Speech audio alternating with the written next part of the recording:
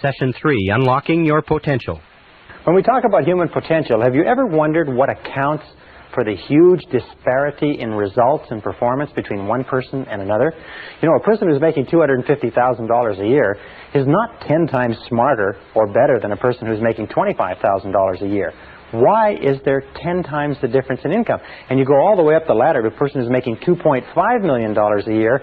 Is that person 100 times better, smarter than the person making $25,000 a year? Impossible. In a recent study of IQs, they picked 1,000 men and women out of the population and tested them for IQ. They found that the top person in that 1,000 selection was only 2.5 times smarter than the bottom person in that selection of IQs. Only 2.5 times the disparity, and that's probably true over the whole population. So what accounts for this great difference? Well, we talk about human potential. We come down to a very simple formula that I came up with some years ago that probably explains it a little bit. The formula starts off with what we call IA, which is inborn attributes. That's the qualities, the intelligence, the ability, the temperament, the things that you're born with that you can't really change very much, plus acquired attributes.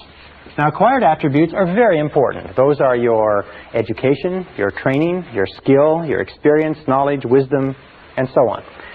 Multiplied times A, which is your attitude, equals individual human potential, or individual human performance, or individual human results, if you like.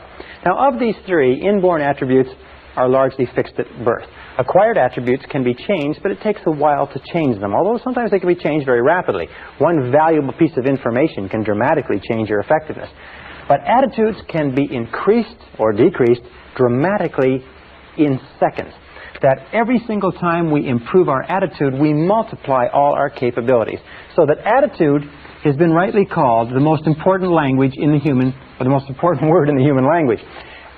Everything that we do in life, according to a Harvard study amongst executive recruiters, will be 85% attitudinal.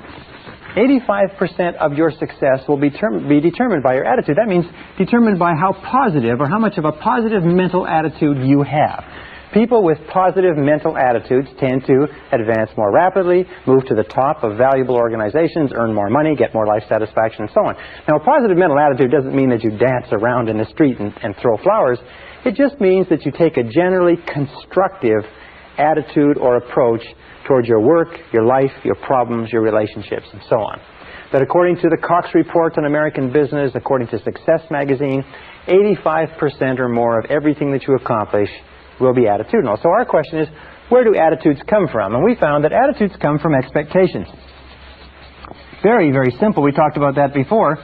And a very powerful way to instantaneously improve your attitude is to say to yourself, I believe something wonderful is going to happen to me today. As we said before, our expectations about outcomes determines our attitude. In other words, if you expect things to turn out well, you're going to have a positive attitude. If you expect things to turn out negatively, you're going to have a negative attitude. And the wonderful thing is you can manufacture your own expectations. I mean, you can expect whatever you want. You can expect good things, you can expect negative things, and chances are you won't be disappointed. Where do our expectations come from? Our expectations come from our beliefs, if you like, and our values. These are the core or the central motivating factors in our personality, our beliefs and values. And this brings us to an understanding of human potential. It means that basically our attitude is the outward expression of what is going on internally, consistent with the mental laws that we talked about. And with regard to beliefs, each of us has a bundle of beliefs way down deep inside, which psychologists call the self-concept. Now, the self-concept, or the discovery of it, has been considered by many to be the most important single breakthrough in understanding human performance in the 20th century, and I personally agree. The self-concept is like, if you wanted to use a military analogy, is the command center. Or if you wanted to use a technological analogy, it is the central program of your basic computer. It is a bundle of beliefs, values, attitudes, feelings, ideas, and so on, which are stored away down inside, which are a result of virtually every experience you've ever had in your life. And some researchers say that the self-concept begins to form even before birth. But this self-concept, once it is in place, precedes, predicts, and determines your levels of effectiveness and performance in every area of your life. Your self-concept becomes the command center or the master program. The self-concept, or this bundle of beliefs, then determines what you will say, what you will do, how you will act, how you feel and react, and so on. What does it mean? It means that all improvements in your external life, all changes in your reality begin with a change in the self-concept. Let me give you an understanding of how it means. Here's a very simple graph. We talk about human potential. We say the average person uses 10% or less of their potential. According to the research, it's probably much less. Stanford Brain Institute in Santa Clara, California, estimates that it's probably closer to 2%. But we'll be generous and we'll say the average person is using 10%. It means that in the best of cases,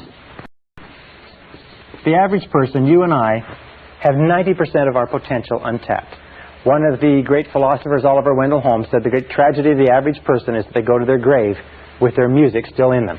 They're still functioning on far, far less of their potential. So this is human potential. We find there's a direct relationship between human potential and the self-concept. That since our self-concepts, or our estimates of ourselves, if you like, are usually far lower than they need to be, our level of performance and effectiveness is far lower too. And we know that our self-concept is largely subjective. What does that mean? It means that the self-concept, what we believe to be true about ourselves, is really not based in reality. It's based on information that we've taken in, we accept it as true, and to the degree to which you believe anything about yourself, it becomes true for you because you act in a manner consistent with it. You know, there's some people who read their horoscopes and believe that their horoscopes are predicting their future. There's some people who will take criticism and condemnation from other people that they don't even respect and believe that that is an adequate or accurate reflection of their own abilities. But whatever you believe, whatever you accept as true, becomes true for you. Now, we also know that as an adult, you have a variety of self-concepts. You have a self-concept for how you dress, how much you weigh, how much you eat, how well you speak in public, what kind of a parent you are, what kind of a child you are to your parents, what kind of a husband or wife you are, what kind of a lover, what kind of a driver.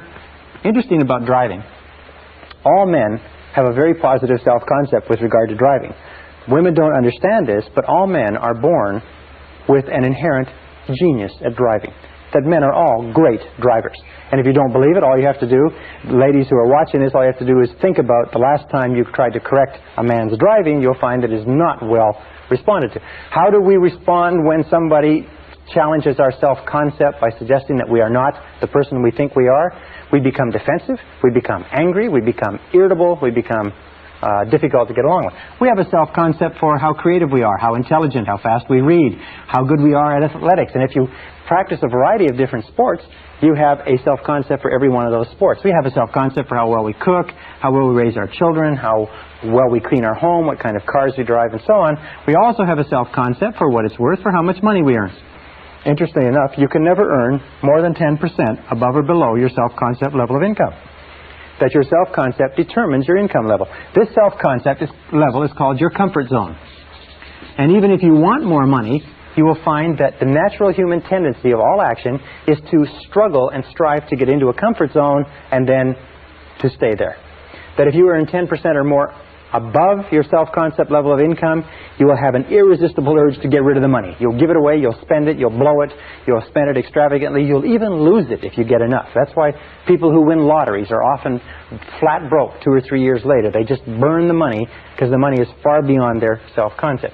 If you go 10% or more below your self-concept level of income, you find yourself scrambling. You work harder, you work longer, you think more creatively, you look at different ways to increase your income or second income opportunities. The only way to improve any part of your life, including your income, is to raise your self-concept level of income by beginning to think about yourself continually in terms of earning more money. If you want to lose weight, the only way you can lose weight is what? Is to think thin, by beginning to think of yourself as a thinner person. If you want to become a more popular, a more loving, a happier person, a healthier person, you have to begin to think over and over about those things until they become part of your new self-concept. And we'll talk about that a little bit later. It's an essential part of programming your mind for success. Your overall self-concept is determined by the average of your self-concepts in all the areas that you consider important. Now, your self-concept is made up of 3 critical parts. The first part of the self-concept is the self-ideal. The self-ideal is the person you would most like to be. It is your idea of what constitutes a winner. It is your vision or your mission or your ideal of the very best you that you can be. Now, one of the things that we know about successful people is this, is successful people have very clear self-ideals. They have very clear ideas of who they want to be in the future. Unsuccessful people have very vague ideals. Number two is your self-image. Your self-image is a picture of the way you see yourself and the way you think about yourself. Your self-image, the inner mirror, is how you perceive yourself now and determines your current performance on a day-to-day basis. The third part is your self-esteem. Now, your self-esteem is how you feel about yourself. How you feel about yourself is the engine force, it's the motor, it's the power force within your subconscious. It's the power force within the self-concept, and it determines virtually everything that happens to you. The best definition of self-esteem is how much you like yourself.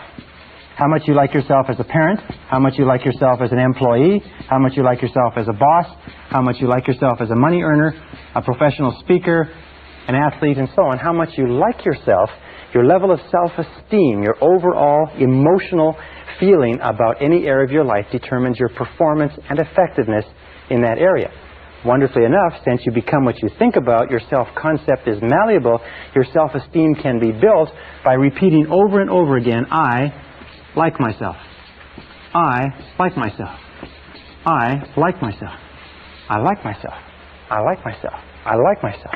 The more you say, I like myself, I like myself, I like myself, the more you repeat that over and over again, the more your self-esteem goes up. The more your self-esteem goes up, the more your overall self-concept goes up. When your overall self-concept goes up, you perform better at everything else that you attempt. That every single time you say, I like myself, I like myself, I like myself, I like myself, I like myself, it's like pumping yourself up psychologically. Everything that happens that causes your self-esteem to go up causes you to perform better. Everything that happens that causes your self-esteem to go down causes you to perform worse, make more mistakes, be unhappier, and so on. Now, a critical point about liking yourself, about self-esteem and self-liking, is that number one is you can never like or love anybody else more than you like or love yourself. That your level of self-esteem is the determinant of the quality of the relationships you have with others. And number two is you can never expect anybody else to like or respect you more than you like or respect yourself. That how much you like and respect yourself determines their attitudes toward you. Every single school of psychology today is coming to agreement on the fact that how much you genuinely like and accept yourself as a valuable and worthwhile human being has an effect on everything that happens to you. How much you like yourself. And what you can do is you can improve your self-esteem, but then I like myself, I like myself, I like myself, I like myself, I like myself. Well, this brings us to the question of where does self-esteem, where does the self-concept come from? And we found that self-concept, if anything, self-concept is malleable in that you are not born with a self-concept. Is that you're not born with any idea of yourself. You're not born with self-image or self-esteem, that you're born in a way as pure potential. It's probably the best way to put it. The average person comes into the world as pure potential and has no self-concept. That everything you are today, every feeling that you have, every attitude or value, you had to learn over the course of your lifetime. We also know that the child comes into the world with a very high need for love and touching. And a tremendous amount of research indicates that we need a lot of love and touching all of our lives, but especially in our formative years, because as a child, we learn who we are, how valuable we are, whether we're important, intelligent, attractive, lovable, funny. We learn all of these things by the way our parents treat us. If our parents, our siblings, our aunts and uncles, but especially our parents, treat us like we're really important kids, then we grow up thinking that we're really important. If our parents do not, then something else happens. We know that the first few years of life are the most important in developing the self-concept. That the child starts off at 0 when the child is born with no idea of who she is or who he is or how valuable they are. And in the first, second, third, fourth, and fifth years of life, and the psychologists used to think it was 5 years, but now they're saying it's 3 years. In these first 3 years of life, children learn who they are. They say if you give enough high quality and quantity of love to a child in the first 3 to 5 years, you set them up for life. You set them up on a solid foundation of self-esteem, self-confidence, self-worth, self-value. As a matter of fact, there's a direct relationship between the quality and quantity of love and the development of healthy personality. That the more love, unconditional love that a child receives in those formative years, the stronger is the foundation of the personality. To reverse the equation, that virtually all problems in psychosis, neurosis, personality disturbances, and behavior problems arise from problems way down in the self-concept. And we can go back as adults. Here's our adult personality. We can go back as adults.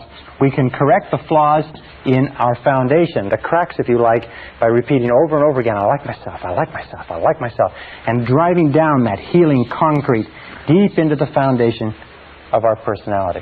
Remember, children need love like roses need rain. Children that are deprived of love often die of love starvation. It's a disease called marasmus. Now, what else do we know about children? We know that children come into the world with two remarkable attributes. The first is that they're fearless. Children are born with no fears. They're not afraid of anything except falling and loud noises. And this is expressed in the attitude, I can. Children come into the world believing they can do anything. And anybody who's ever raised a child to the age of 3 or 4 or 5 knows you have to spend those first few years stopping them from killing themselves because they're little kamikaze pilots, because they're not afraid of anything. The second attribute is they come into the world completely spontaneous. They say what they want, they do what they want. They are completely uninhibited. They just are completely unafraid. They do anything that they want. And this is expressed in the attitude, I don't have to. I don't have to. If you ever try to control a child, you'll find that the attitude of a young child, the first thing they say is when you start giving them orders, the first thing they learn is no. They say, no, I don't have to. Well, of course, we eventually change their minds on that one way or another. But these are the two attributes that each of us come into the world with. You come into the world unafraid and uninhibited. What does that mean? It means that our natural birthright is to be unafraid and uninhibited. And that only when we can create the same situation in adult life where we are unafraid and uninhibited do we feel truly great about ourselves. The very best organizations, the very best companies are those that create an environment where people who feel unafraid and unreserved to be themselves and to do the very best they can. Well, as we grow up, we know that children learn two ways. The first way they learn is by imitation. They imitate one or both parents, especially the dominant parent. And sometimes the dominant parent will change as the child is growing up. Sometimes children will imitate the father, sometimes the mother, but they learn by imitation. Many of the characteristics and habits that we have as adults, we learn from our parents. Have you ever had the opportunity or the occasion to scream at one of your children or shout at one of them and find yourself saying the same things your mother or father said to you when you were a child? Well, we imitate. Sometimes we imitate their walk. Sometimes we imitate their talk. Sometimes we imitate their values, their beliefs, and so on, even if those values and beliefs are of no value. Why? It's because our parents are like gods to us when we're children. The second way that we learn is by moving from discomfort, from what doesn't feel good, toward comfort. Now, Freud called this the pleasure principle, is that we move toward what makes us feel comfortable, what gives us pleasure, what makes us feel good about ourselves. We move from discomfort toward comfort. That's how we learn to become toilet trained. We say it's no longer fun to walk around with pee and poop in our diapers. So we watch what our parents do. We watch what our older siblings do. And we see, those people aren't doing this. And that's how we learn to walk. That's how we learn everything. So we move from discomfort toward comfort. Throughout our lives, by the way, that's how we learn. We imitate by reading what other people have done, by studying books, at our work. We imitate when we go to school. And we do what gives us a positive payoff, what gives us positive reinforcement, what gives us pleasure. And we do less of those things that give us discomfort or pain.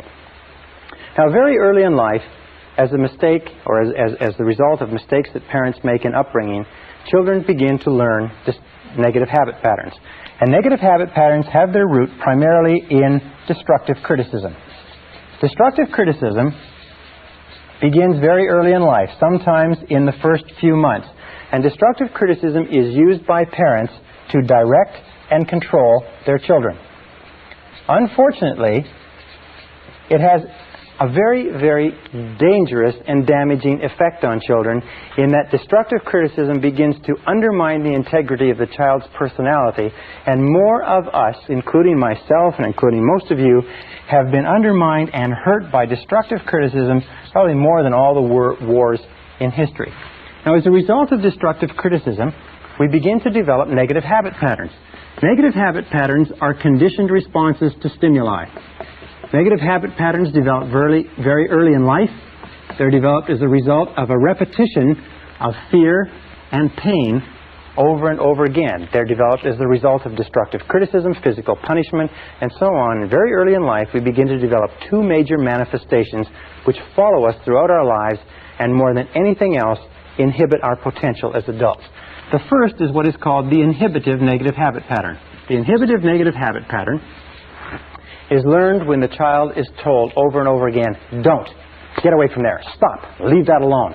And the child is punished. Whenever the child tries something new or gets into something or smells something or pours something over or breaks something accidentally, the parent blows up and gets angry and upset.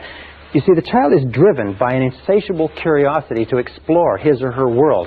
And what happens is when they do explore it and they get into something, they tip something over, if the parent overreacts and spanks the child soon begins to think that every time I try something new, every time I try something different, every time I go beyond my boundaries, every time I move out of my comfort zone, every time I don't play it safe, I get spanked, I get punished, I get hurt, I get sent to my bedroom, and I feel terrible. And pretty soon the child develops the feeling of, I can't. Every time I try something different, I get punished. I can't. This is like the Pavlovian response, where the Pavlov would ring the bell and feed the dog meat, and the dog would salivate, and Pavlov would ring the bell while he fed the dog meat, and the dog would salivate. They would keep doing that. Pretty soon, Pavlov would just ring the bell and the dog would salivate. What happens in adult life is that this creates what we call the fear of failure. The fear of failure is a conditioned response to a process of destructive criticism that occurs in the first 5 or 6 years of life. The fear of failure automatically triggers us. We feel anxious, tense, uneasy. We feel tension and stress in our solar plexus. We feel like withdrawing and getting away from the event. And the fear of failure is the major reason for failure in adult life. It's the major reason why we hold back from fulfilling our potential. As a matter of fact, all negative habit patterns are experienced in the physical body. That you can tell a negative habit pattern because you actually feel it in your physical body. The inhibitive negative habit pattern, the fear of failure, the I can't, is experienced first of all in the solar plexus. You ever have an occasion where you have to speak in front of a group, or you have to go into a performance review, or you have to make a cold call? First of all, the solar plexus tightens up. If the fear situation continues, you start to breathe harder, and your heart starts to beat faster, your respiratory rate. And sometimes you get a headache, like a migraine headache in the front of your head. Sometimes your throat will tighten up and you won't be able to speak. You'll go completely dry. Sometimes you'll get so tense and so frightened that you'll have to run and go to the bathroom.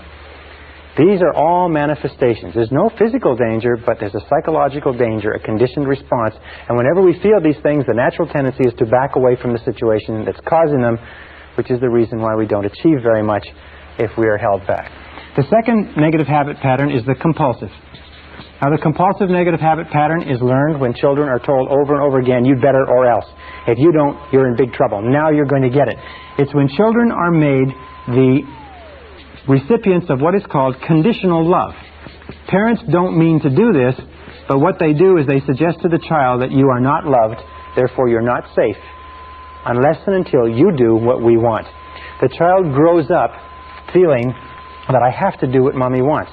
I have to please Mommy. I have to please Daddy. I have to please other people. I have to please my siblings. Eventually I have to please my peers. I have to please my teachers. I have to please everybody. They grow up with this, I have to. I can't do what I want to do. I have to do what pleases other people. This compulsive negative habit pattern very early in life translates into the fear of rejection. The fear of rejection is experienced by men as adults as type A behavior. We'll talk about type A behavior later on in the course. Type A behavior is a compulsive, an obsessive-compulsive need to somehow please somebody with no standards of performance so that you can never accomplish it.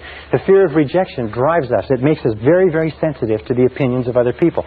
We do things that other people want. We don't do things that we want. We're always trying to please others. We have a preoccupation or a concern with the opinions and feelings and attitudes of others to the point where we deny our own needs.